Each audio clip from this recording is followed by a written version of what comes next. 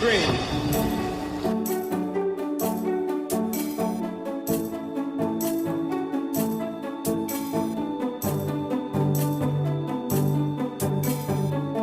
I regard myself as a soldier, though a soldier of peace. Long years ago, we made a tryst with destiny. This is Subhash Chandra Bose speaking to Indians in East Asia. We shall fight on the beaches.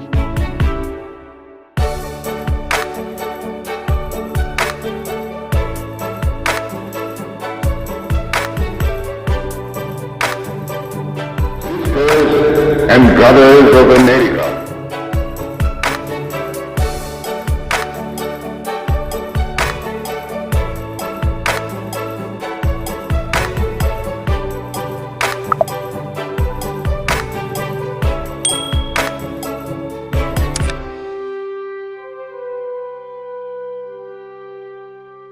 अब थोड़ा सा फिर से हम Gandhian movement पर आधारित जो आंदोलन हुआ था उस पर लौटेंगे।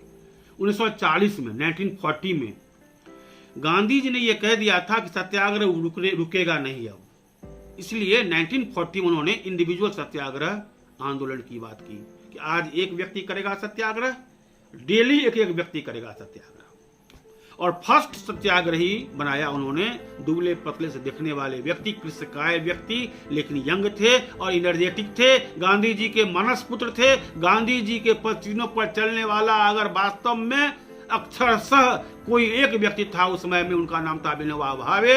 उनको उन्होंने प्रथम सत्याग्रही बनाया था 1940 में। और तब से लेकर उसके बाद दूसरे सत्याग्रही बने पंडित जवाहरलाल नेहरू।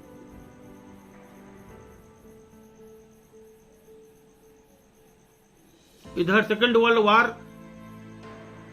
अपनी चरम सीमा पर पहुंच गई थी, अपने शबाब पर था सेकंड वर्ल्ड वॉर। इसीलिए गांधी जी ने सोचा कि यही समय है।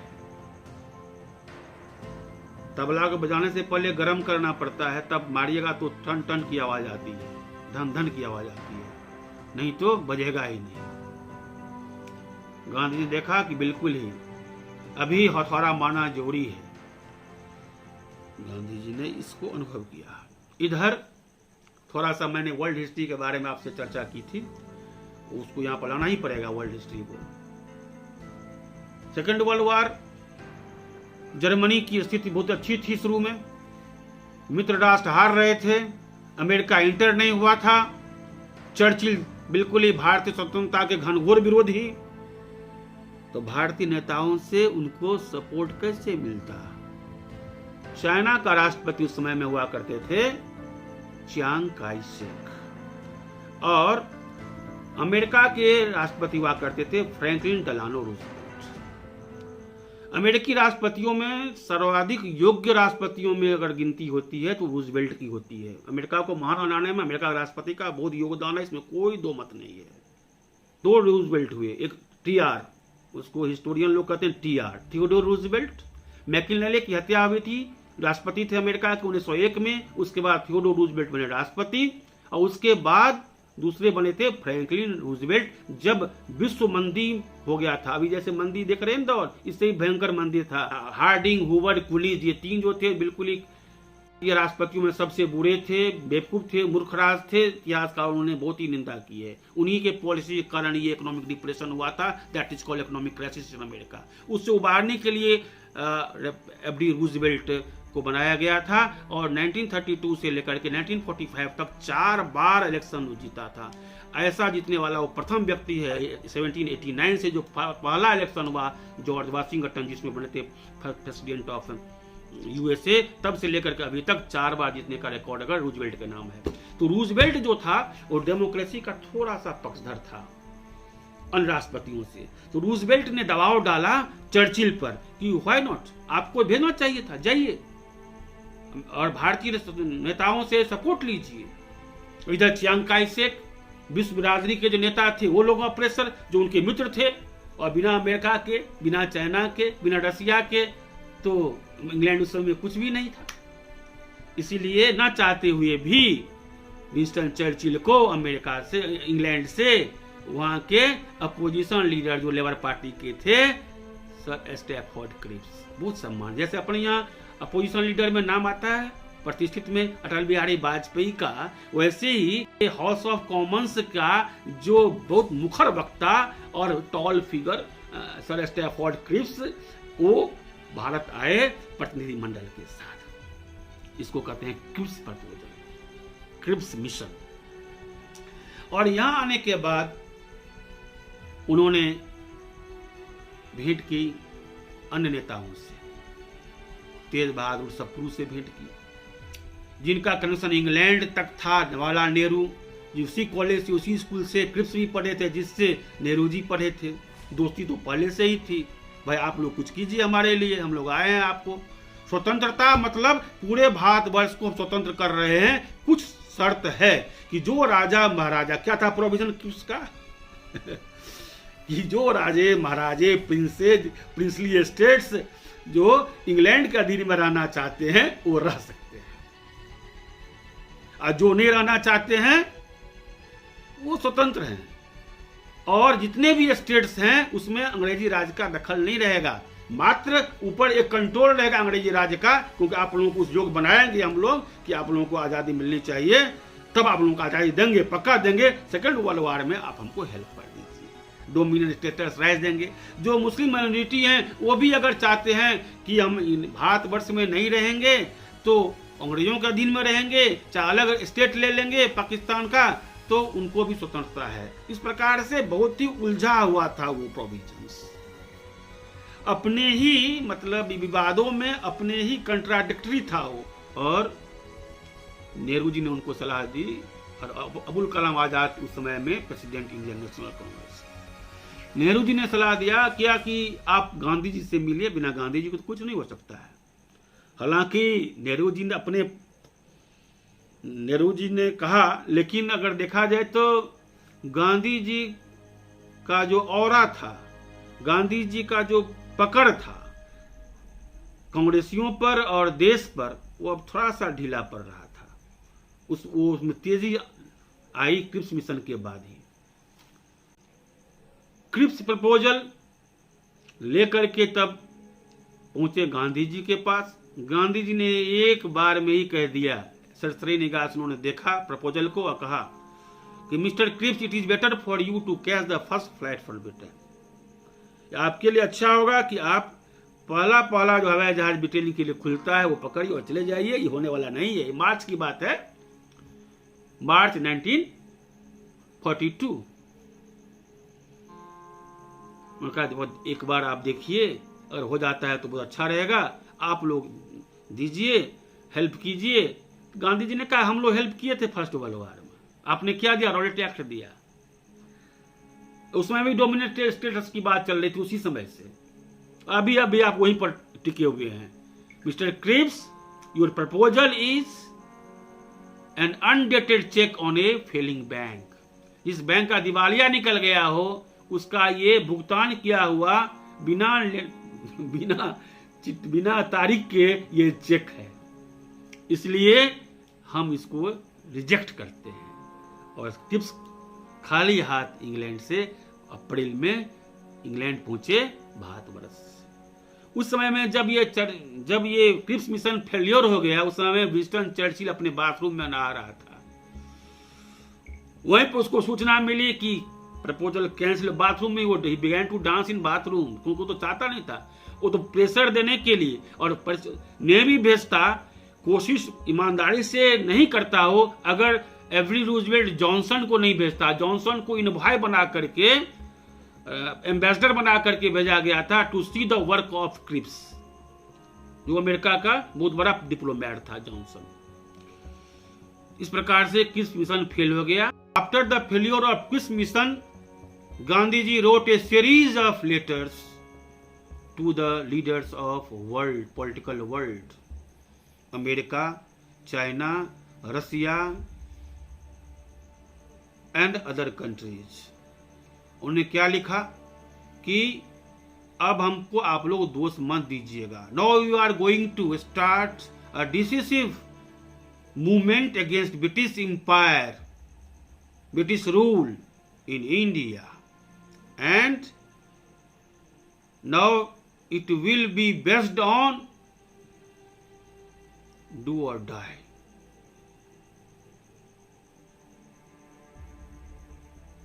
हालांकि उसके बाद ही ये तय हो गया था कि इस बार कुछ अलग होगा।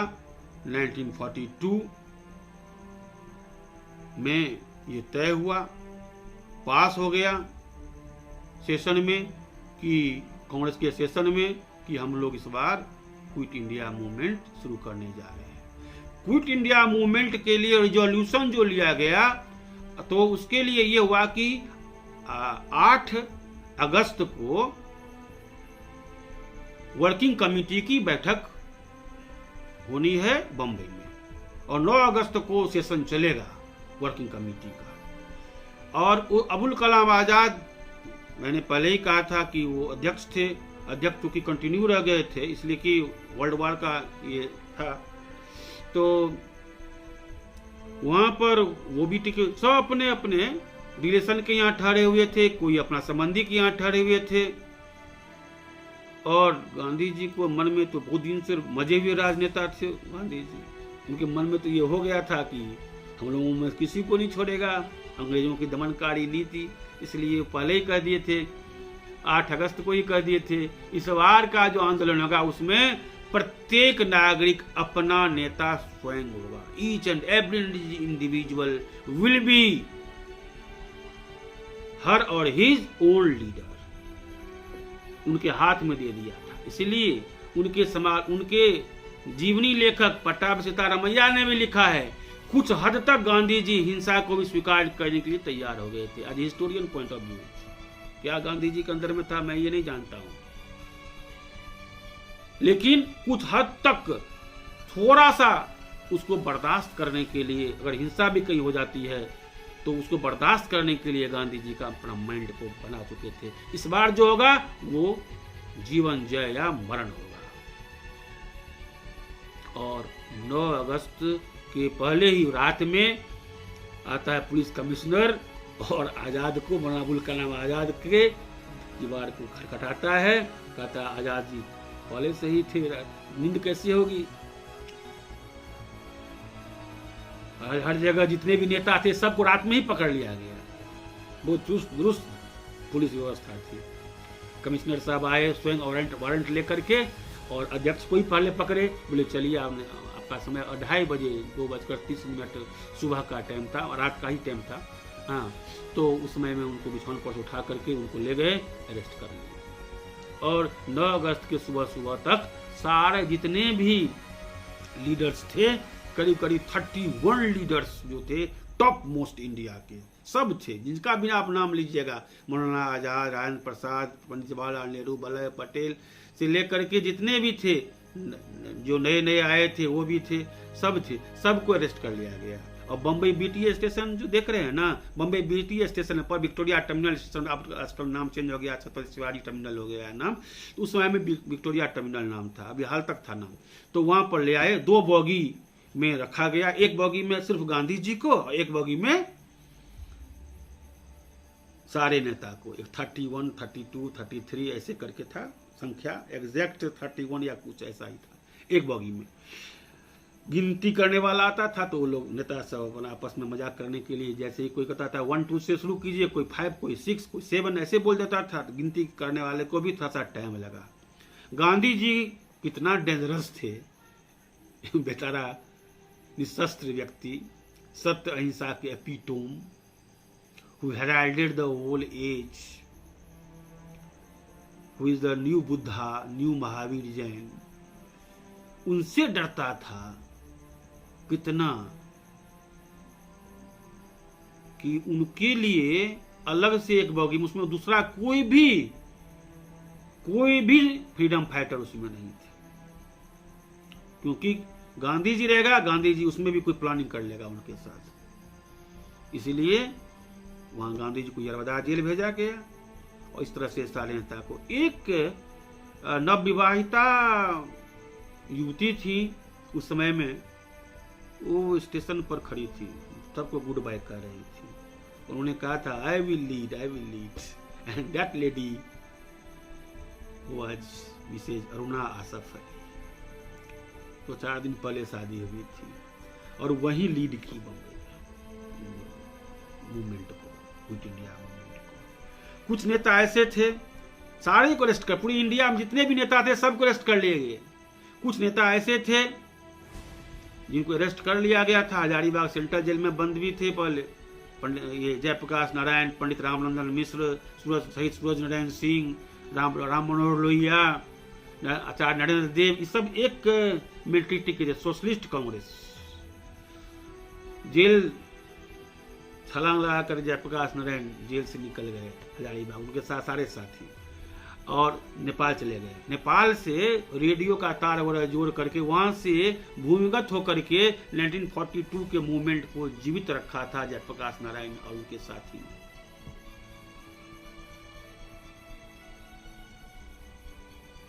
घर घर फैल गया ये। गांधी जी ने कह दिया था, इसका मंत्र था डू और डाई, करो या मरो। कहीं कहीं कोई लोग बोल देते हैं डू एंड डाई, ये कैसे होगा?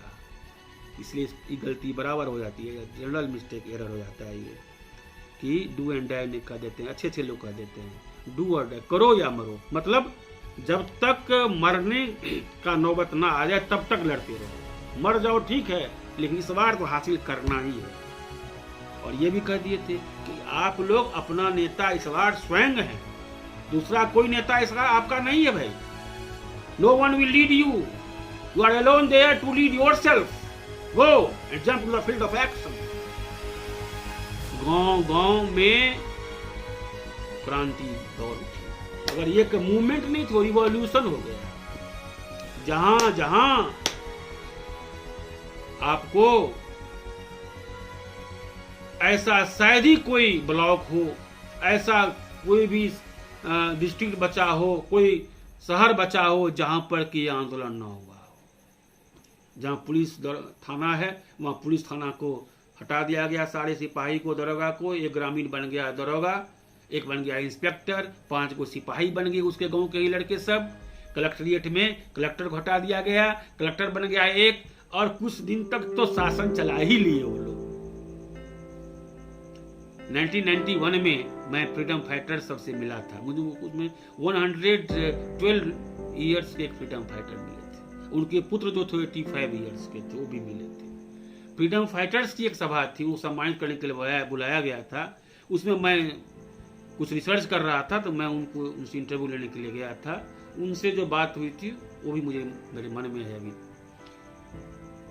कहीं कहीं तो ऐसा हुआ कि पूरा का पूरा स्टेट पर जो है खाली होने लगा कि अब चला गया अंग्रेज यहाँ से। ऐसे ही एक जुलूस निकाला था, विद्यार्थी, स्कूल के विद्यार्थी, कॉलेज के विद्यार्थी, हाई स्कूल के विद्यार्थी और कॉलेज के विद्यार्थी। पटना हार्डिंग पार्क में आप देखे होंगे शहीदों के बैटियर्स का एक पूरा वहाँ पर स्मारक है।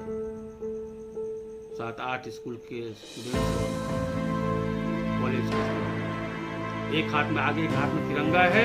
उसको गोली लगती है, सेक्रेटेरिएट पर जा रहा है झंडा फहराने के लिए, वो गोली चलती है, छाती पर लगता है, दूसरा थाम लेता है, दूसरे को लगता है, तीसरा थाम लेता है। इसको कहते हैं मृत्युंजय, मृत्यु पर विजय प्राप्त कर, मृत्यु की आंख में आंख डालकर प्राप्त कर, निर्भय। यही शहीद और हुतात्मा अपने प्राण न्यौछावर दिए, सारे शहीद हो गए। अंत जो बचे वो लड़का, वो युवा क्रांतिकारी, देशभक्त, स्वतंत्रता सेनानी जाकर के सेक्रेटरीट पर। इस तरह से हर जगह, बिहार में, उत्तर प्रदेश में, चाहे वो साउथ हो चाहे नॉर्थ हो, यह कोई 1857 की क्रांति नहीं थी, लोकल रिवॉल्यूशन नहीं था, ये लोकल रिवोल्ट नहीं था। ये पूरे भारत में जम्मू कश्मीर से कन्याकुमारी तक और बंगाल की खाड़ी से लेकर के अरब सागर, बंबई तक, चारों दिशाओं में ये फैल गई, इसकी लपटें फैल गई। अंग्रेजी सरकारों के परखच्चे उड़ गए, उसके नींव हिल गए और हर जगह थू थू होने लगा, उसका अपमान होने लगा। इंग्लैंड के पार्लियामेंट में डेली बहस होता था इस पर। कोई नतीजा सामने नहीं आ रहा था कि क्या किया जाए। और दमनकारी नीति का गांव के गांव जला दिए गए, घर घर जला दिए गए। एक परिवार है, 5 आदमी का परिवार है, 10 आदमी का परिवार है, एक अर्निंग मेंबर है, उसके घर को जला दिया गया, उसको फांसी दे दिया गया, उसको जेल दे दिया गया। इस तरह से दमनकारी नीति का अवलंबन किया, रिप्रेशन किया। लेकिन इसके बावजूद भी ये आंदोलन रुका नहीं, चलता ही रहा और 1945 तक ये आंदोलन चला। और 1945 तक ये सारे नेता जो अरेस्ट हुए थे, ये सारे नेता 1945 तक आपको जेल में रहे। और जेल में रहने के बावजूद भी यह आंदोलन दिशा विहीन नहीं हुई।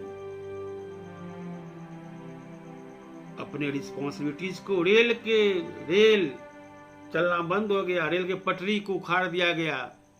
अंग्रेज अपने संसाधनों को यहाँ से पहुंचाने के लिए, माल को लाने आने जाने के लिए रेल का आविष्कार किया। ये मन में घर कर गया था लोगों को। पोस्ट ऑफिस को हटा दिया गया, रेलवे संचार व्यवस्था को ठप कर दिया गया।